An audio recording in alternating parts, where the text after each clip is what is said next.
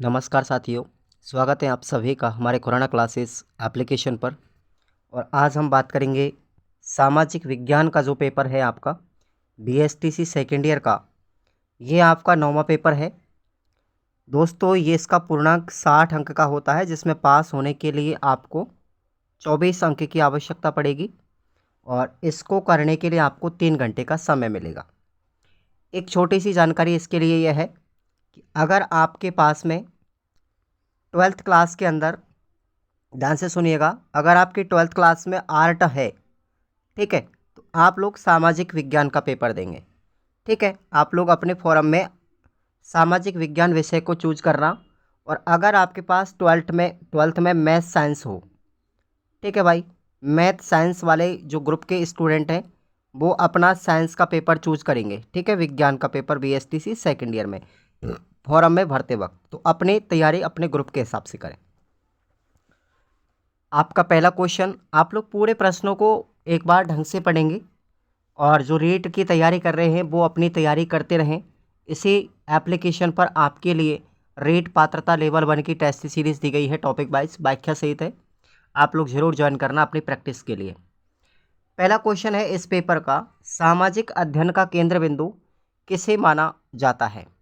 तो सामाजिक अध्ययन का केंद्र बिंदु माना जाता है साथियों आपके समाज को। ऑप्शन आपका बी राइट हो जाएगा। दूसरा क्वेश्चन है, कार्ल मार्क्स के समाज के ढांचे का विश्लेषण किस आधार पर था? कार्ल मार्क्स ने समाज का जो ढांचा दिया था उसका विश्लेषण किस आधार पर किया? आपका राइट आंसर हो जाएगा भौतिकवाद के आधार पर। ऑप्शन आपका ए राइट है। तीसरा क्वेश्चन है, जियो और जीनो दो ये संदेश किसने दिया था? महावीर स्वामी ने दिया था साथियों। ऑप्शन आपका सी राइट हो जाएगा। महावीर स्वामी ने जियो और जीने दो का संदेश दिया था। चौथा क्वेश्चन है, इतिहास बीती घटनाओं का लेखा जोखा है, यह कथन किसका है साथियों? ये कथन है हेनरी जॉनसन का कथन है। ऑप्शन आपका डी करेक्ट हो जाएगा। अगले क्वेश्चन पर आते हैं, पांचवा, प्राकृतिक विज्ञान और सामाजिक विज्ञान में क्या अंतर है? तो प्रश्न का आंसर सुनेगा, प्रकृति का अध्ययन करते समय वैज्ञानिक प्राकृतिक परिवेश का हिस्सा नहीं होते, जबकि सामाजिक विज्ञान का अध्ययन करते हुए वे परिवेश का हिस्सा होते हैं।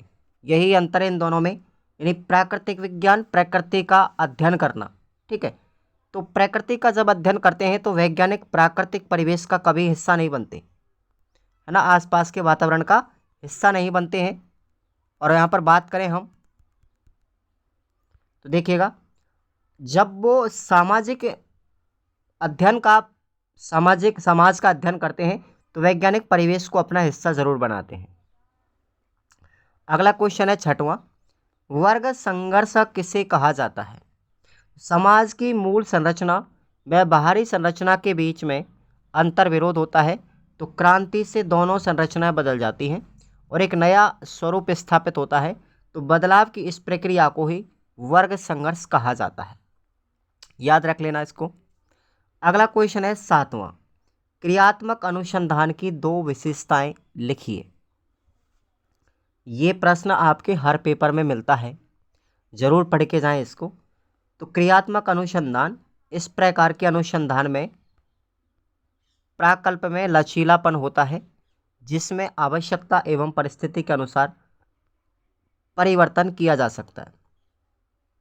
दूसरी विशेषता है कि क्षेत्र में कार्य करने के कारण शिक्षक के व्यवहारगत परिवर्तन की अधिक संभावना रहती है, जो विद्यालय एवं छात्र छात्राओं हेतु अधिक उपादेयता रखती है। अगला प्रश्न है आपका आठवां, अमूर्त चिंतन को परिभाषित करते हुए इसकी अवधारणा लिखिए। इसकी अवस्थाएं क्या है इसकी? तो अमूर्त चिंतन से तात्पर्य है कि जो साकार नहीं है, अर्थात जब विचार व चिंतन शक्ति का विकास होता है तो बालक उपकल्पनाओं का निर्माण करते हैं, उन पर तर्क वितर्क करता है और वही अमूर्त चिंतन कहलाता है। अमूर्त चिंतन की 4 मानसिक क्रियाएं हैं, 4 अवस्थाएं हैं। पहली है तादात्म्यकरण, दूसरी है निषेधीकरण, तीसरी है पारस्परिक संबद्धता और चौथी है संबंधीय रूपांतरण। ये चारों मानसिक अवस्थाओं को याद रखना। 9वां क्वेश्चन है पुरातात्विक स्रोतों से क्या तात्पर्य, यानी पुरातात्विक स्रोत किसे कहते हैं।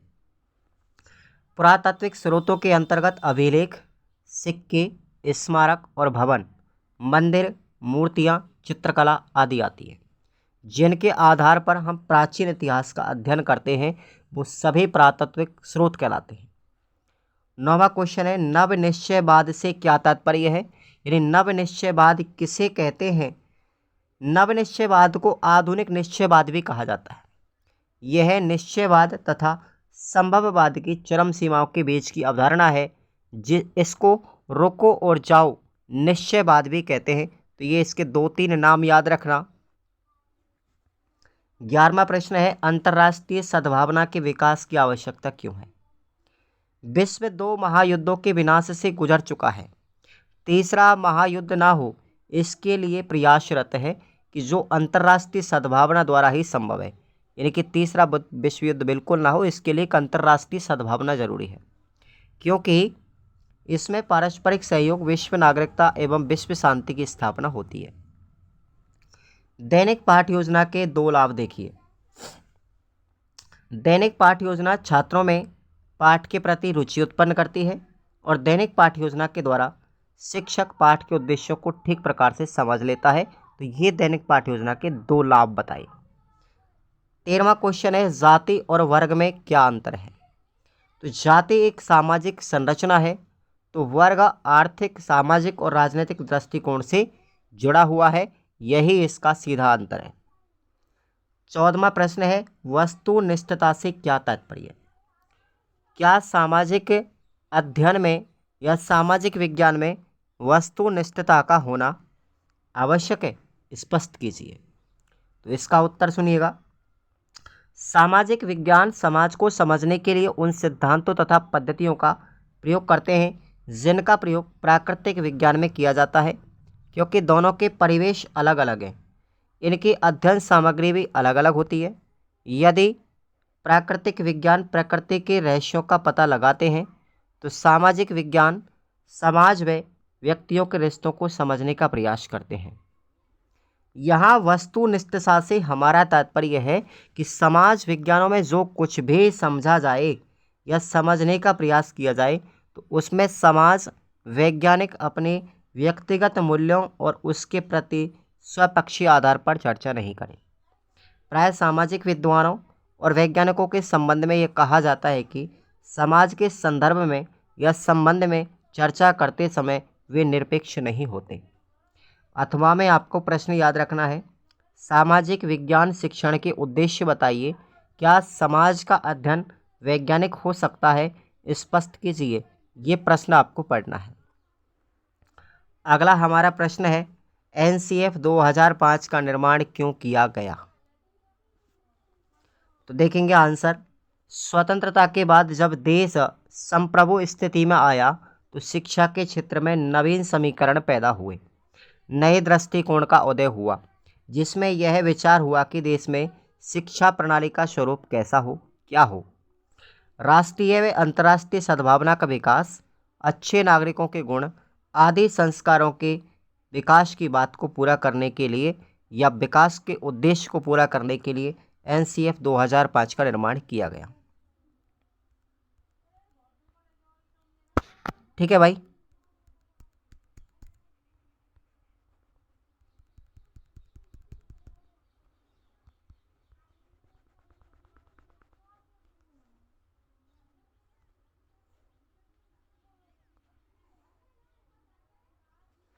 हाँ, तो आगे बात करते हैं। इन उद्देश्यों को प्राप्ति करने के लिए एक ऐसे विकास की आवश्यकता पड़ी जो समाज एवं इन उद्देश्यों से जुड़ा हो। अथवा में आपका प्रश्न है प्रोफेसर यशपाल समिति ने पाठ्यपुस्तक निर्माण की संस्कृति में किन परिवर्तनों की सिफारिश की और इसके क्या क्या लाभ हैं। ठीक है भाई। अगला प्रश्न है आपका 16वां। हमारे संविधान में धर्मनिरपेक्षता की अवधारणा को क्यों सम्मिलित किया गया।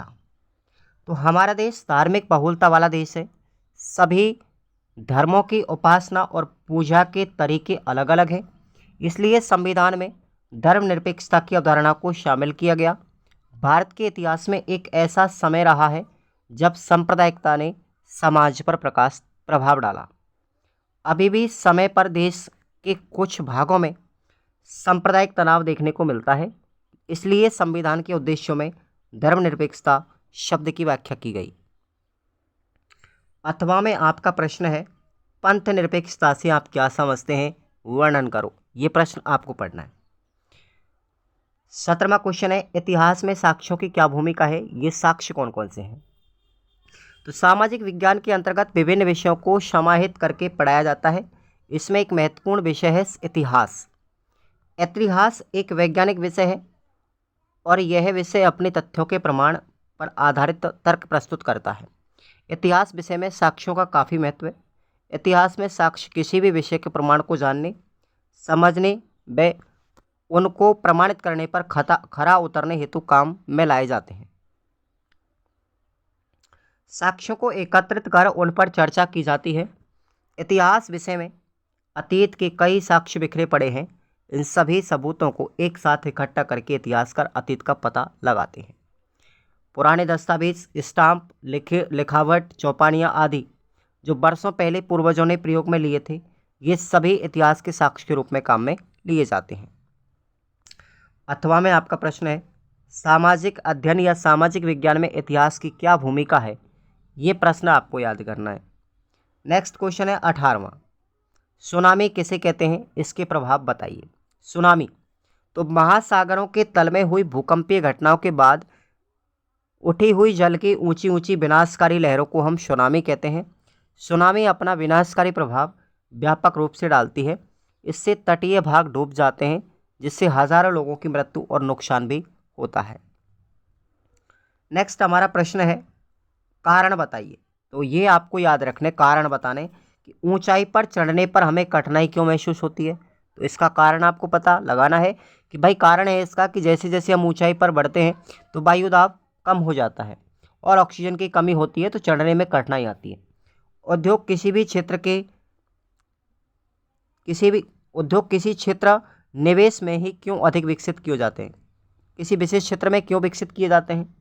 और तीसरा क्वेश्चन है कि मरुस्थल में तापांतर अधिक क्यों होता है। ठीक है। 19वां प्रश्न है, संकल्पना मानचित्र के सोपान बताइए। संकल्पना मानचित्र के सोपान देखिए, पहला है विषय वस्तु का गहन व व्यापक अध्ययन। दूसरा स्टेप है विषय वस्तु से मुख्य केंद्रीय विचारों का चयन। तीसरा है मुख्य संप्रत्यों के अतिरिक्त उपलब्ध विशिष्ट तथ्यों तथा आदि का चयन। मुख्य संप्रत्यों व विशिष्ट तथ्यों को पदानुक्रमित करना। और पांचवा है संबंधित संप्रत्यय को आसपास तीर द्वारा लिखना। अथवा में प्रश्न है आपके, एक शिक्षक को पाठ्य योजना बनाते समय कौन कौन सी बातें ध्यान रखनी चाहिए। एक प्रश्न तो यह है, और दूसरा है औपनिवेशिक काल से आपका क्या तात्पर्य है, समझाइए। तो दोनों ही प्रश्न आपको रट के जाने हैं, ध्यान रखेंगे। प्रश्न हमारा 20वां है, समस्या समाधान विधि क्या है, इसके गुण और दोष लिखिए।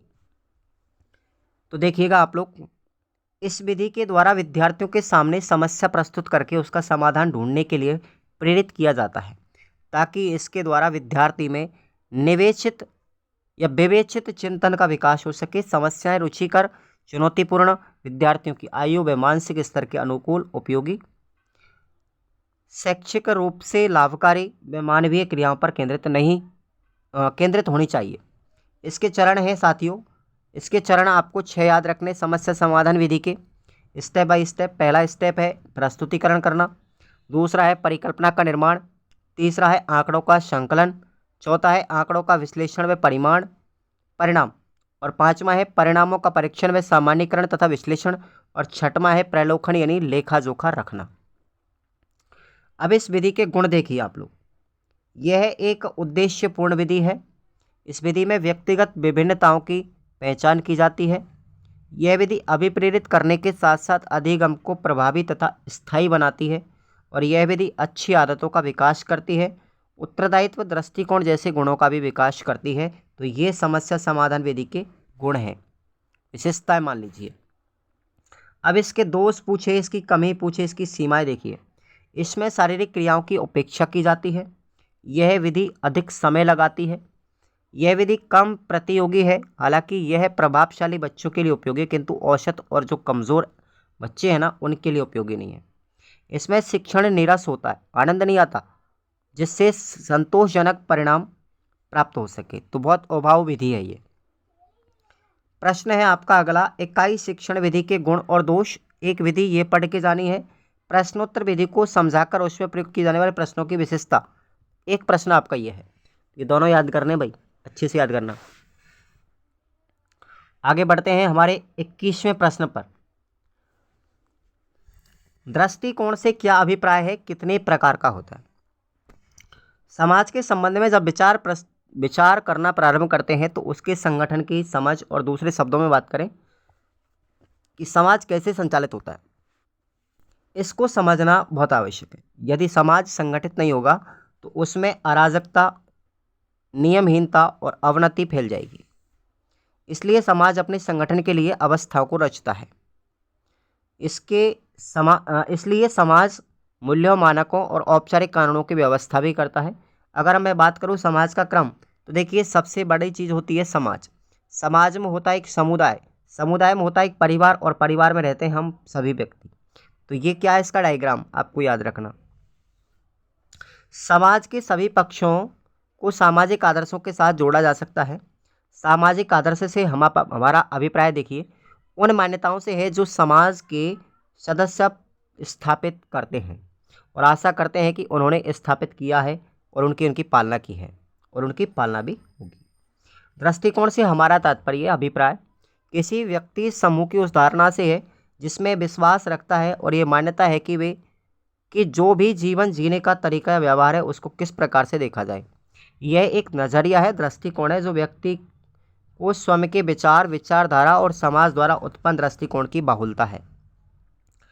मनुष्य में दृष्टिकोण सदैव एकता वाले होने चाहिए। दृष्टिकोण में विभिन्नता समाज में अराजकता और वैमनस्य को फैलाती है।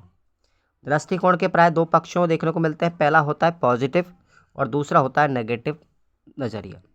जब सकारात्मक स्थिति होती है तो वह समाज और राष्ट्र के कल्याण को बढ़ावा देती है। जब नकारात्मक दृष्टिकोण होगा तो समाज में विघटनकारी स्थिति होगी और बड़ी खतरनाक स्थिति पैदा हो सकती है। ठीक है। अथवा में प्रश्न है, कार्ल मार्क्स के सामाजिक ढांचे की सामाजिक प्रक्रिया का उल्लेख करें और बताइए कि उन्होंने अंत में किस प्रकार के समाज की कल्पना की थी। पढ़ के जाना है इसको आप लोग। और प्रश्न है आपका 22वां,